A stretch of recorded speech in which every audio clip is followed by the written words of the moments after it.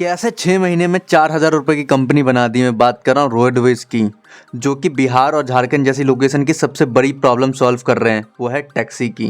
तो रोडवेज एक taxi service company है जो कि बिहार में टैक्सी सर्विस प्रोवाइड करती है, जो कि 2021 में स्टार्ट हुआ था, जिसके फाउंडर हैं दिलकुश।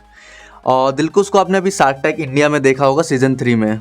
बिहार में ओला एंड उबर कंपनी अवेलेबल तो है, बट वो ओनली पटना सिटीज़ में ही है। वो किसी मतलब मुजफ्फरपुर या उस गांव में जितनी भी इंटर सिटीज़ हो गए वहाँ अवेलेबल नहीं है।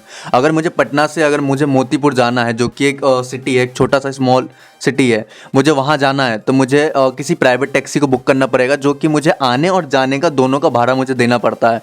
क्योंकि अगर मान लीजिए मैं पटना से मोतीपुर के लिए ले रहा हूँ तो मुझे आने का भी देना पड़ेगा और जाने का भी भाड़ा देना पड़ेगा। क्योंकि ड्राइवर इसलिए लेते हैं क्योंकि उनको जो लोकल सिटी है वहाँ से उनको मोतीपुर से वापस पटना के लिए सवारी नहीं मिलेगी, इसलिए वो दोनों आने और जाने का दोनों का किराया लेते हैं हमसे। पहले हम ये समझते हैं कि ओला एंड उबर कंपनी से रोडवेज कंपनी अलग कैसे, उनका थोड़ा बिजनेस मॉडल समझने की कोशिश करते हैं। तो फर्स्ट उनका वन वे टैक्सी सर्विस है, जिसमें 40% का डिस्काउंट मिलता है मार्केट प्राइस से। अगर मतलब मार्केट में जितनी भी कंपनीज अवेलेबल हैं, ओला उबर जितनी भी ऐप, उनसे आप कंपेयर कर सकते हैं, 40% का आपको डिस्काउंट देते हैं। ये वन वे टैक्सी सर्विस है।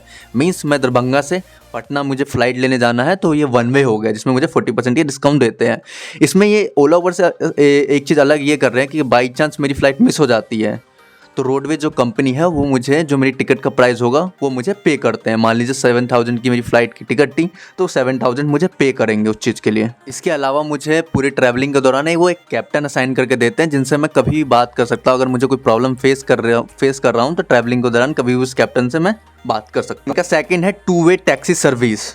इसमें जो भी आपको मार्केट में टैक्सी सर्विस मिलेगी उससे 60% का डिस्काउंट देते हैं।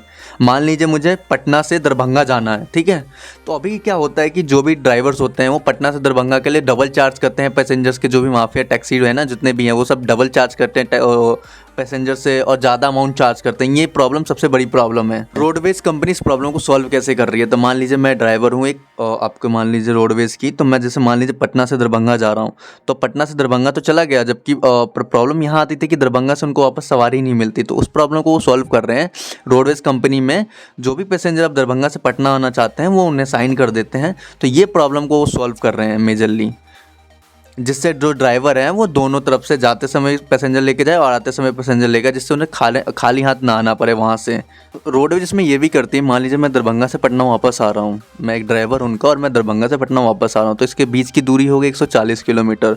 तो 140 किलोमीटर में जो भी जगह पड़ती हैं तो उन सारी जगहों पर भी अवेलेबिलिटी दिखाएगा कि वहाँ से भी कोई भी पैसेंजर बुक करके पटना वापस आ सकता है। मान लीजिए दरभंगा से पहले कोई लोकेशन पड़ती है जो 120 किलोमीटर पटना से, तो वहाँ से भी कोई भी बुक कर सकता है और वापस पटना आ सकता है।